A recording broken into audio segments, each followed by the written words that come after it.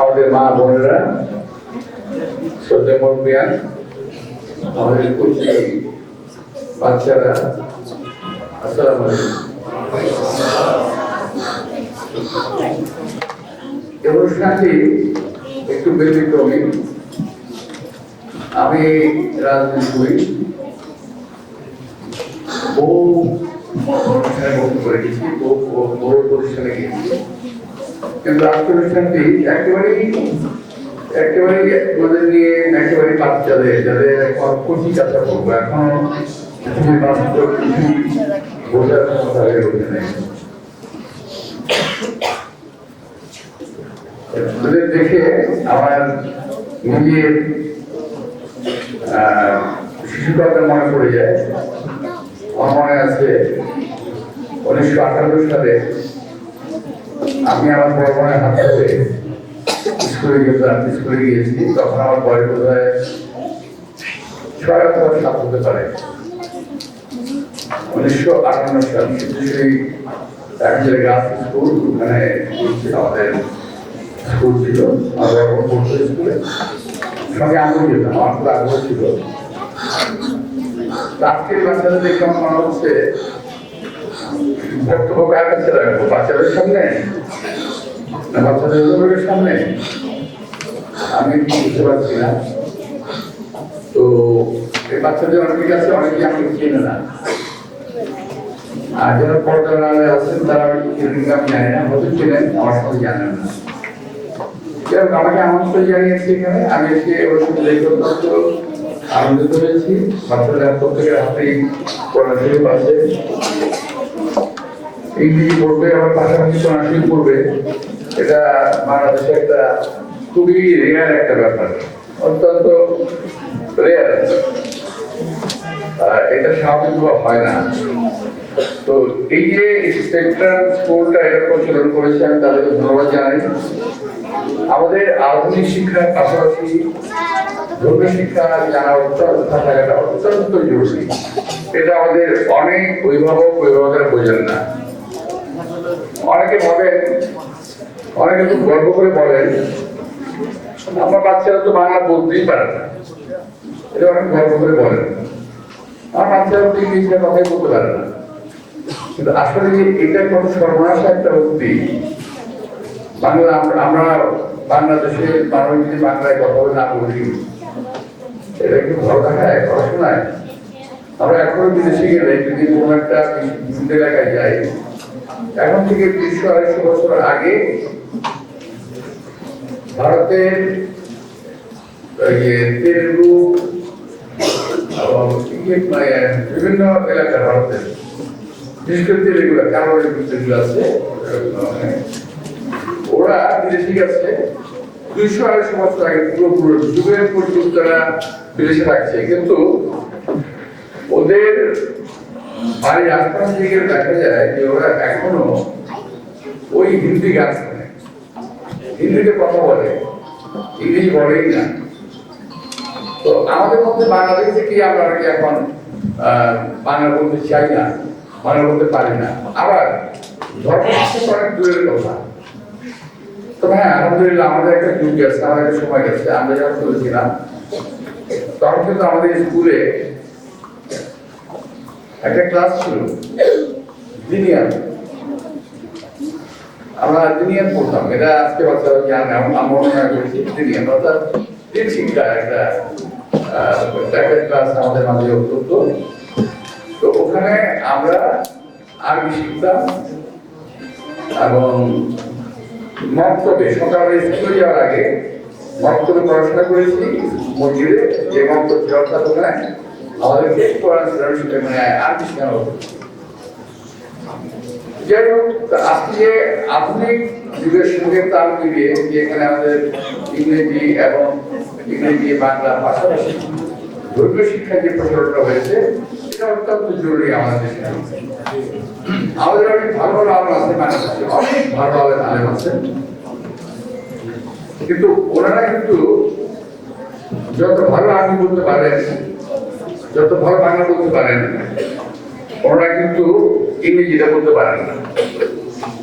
তো ফলে সমস্যা কি হয় যে আমাদের আলেমরা যখন নাকি ধর্ম বোঝাতে যায় কাউকে, তখন যেহেতু ইংরেজি জানে না, বাংলা পৃথিবীর অন্যতম বহু প্রচলিত ভাষা ইংরেজি, যত দিকে যায় ধর্ম চলে যায়, তখন কিন্তু ইংরেজি ভাষার কারণে ধর্ম তারা বুঝে উঠতে পারে না।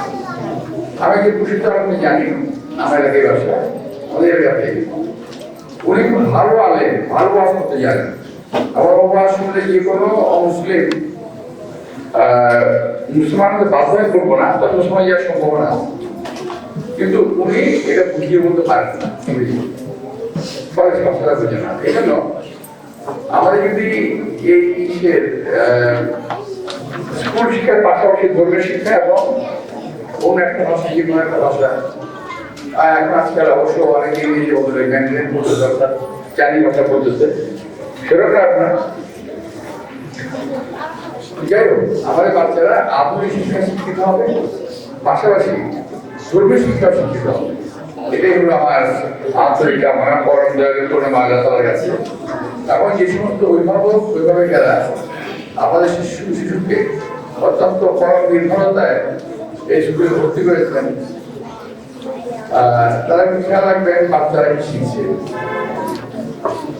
এবং আমি এই স্কুলের শিক্ষকদের আবেদন জানাবো যে আপনারা যারা এই কোমলমতি শিশুদের দায়িত্ব নিয়েছেন, একটা বাচ্চা যখন বাচ্চাকে ছেড়ে স্কুলে চলে আসে, তখন কিন্তু স্কুলে যত সময় থাকে পুরো দায়িত্বটা কিন্তু আপনাদের, সম্পূর্ণ দায়িত্ব। এখানে কি শিখলো কি খাইলো, তার কি সমস্যা হলো, সময় দেখা দায়িত্ব আপনাদের। বাপ মা এখানে কোনো দায়িত্ব বহন করে না।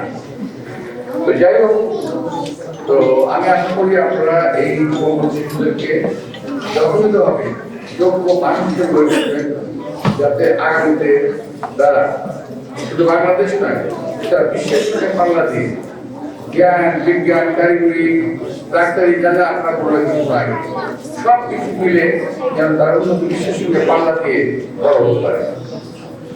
আমার এই দোয়া থাকলো আমাদের শিশুদের প্রতি, আমার যে সমস্ত মা বোনেরা ভাইরা বাড়িতে শুনছেন তাদের প্রতি আমার থাকলো, আপনারা সিদ্ধান্তটা সঠিক হয়েছে যে আপনারা একটা ইংরেজি স্কুল দিয়েছে আমাকে, স্কুল যেখানে কি বাচ্চারা ধর্ম শিক্ষা শিখতে পারবে। এটা তো আমাদের বিষয় রাখা হবে, এখন আছে হয়তো একটা স্কুলে, তো এটা আমাদের স্কুলটা আপনারা সিদ্ধান্ত নিয়েছেন। তারপরেও নিজের বাচ্চা তো একটু খেয়াল রাখবেন বাচ্চারা কেমন করছে, পড়াশোনা করছে কিনা। কিন্তু প্রথমেই একটা কথা বলে দিল যে আমার মনে আছে ছোটবেলায় আমি যখন নাকি অঙ্কের ক্লাসে আসতো, তখন আমি আগেই করে বলতাম, স্যার আমার তো ফেরে কথা বলছে, আমি আর ক্লাস করতে পারবো না, অঙ্ক আর ভূগোল এই দুটো আসলেই আমি একটু ভয় ভিতরে থাকতাম। তো তখন আমার অবশ্য আলহামদুলিল্লাহ জানা থাকতো, আমি জানতাম না এটা করতে পরে ফেরে কথা চলে যায়, এটা আমি জানতাম না। তো যাই হোক, এখন এই সব বাচ্চা আমার তো শুরু করে বুঝতে ফেরে কথা হয়েছে। তো যাই হোক, আপনাদের সবাইকে আন্তরিক ধন্যবাদ এবং আমাকে আমন্ত্রণ জানানোর জন্য আন্তরিক করে জানাচ্ছি। সেই সঙ্গে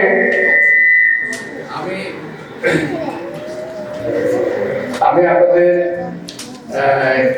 বাচ্চারা যেমন এলাকায় বড় হচ্ছে না, আমার কিন্তু জন্ম এলাকাতে, তো আমিও আপনাদের বাচ্চাদের মধ্যে বড় হয়েছি, এর মধ্যে এখানে বড় হয়েছে, এখানে অবস্থা বড় হয়েছে। তো আমি আমার জন্য আপনাদের দোয়া কামনা করবো, ভবিষ্যতে যাতে আমার অবস্থা একটু মুশকিল হয়। এবং আপনি জানেন যে আমার উপরে বিভিন্ন আক্রমণ হচ্ছে, আমাদের আমাকে সকল রকম গায়েবী এবং আসমানি আপদ থেকে রক্ষা করেন। সবাইকে ধন্যবাদ। আমাদের অত্র প্রতিষ্ঠান থেকে হিফজ সম্পন্ন করেছে আব্দুর রহমান আফিফ, ওনাকে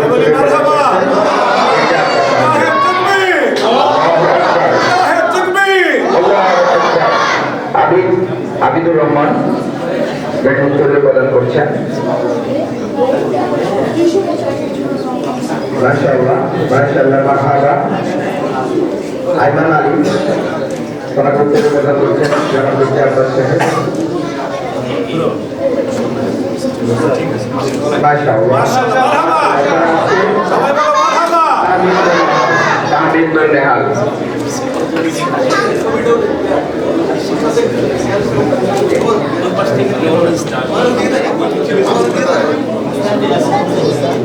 তামিমুল্লাহ মারহাবা, সবাই বলে মারহাবা।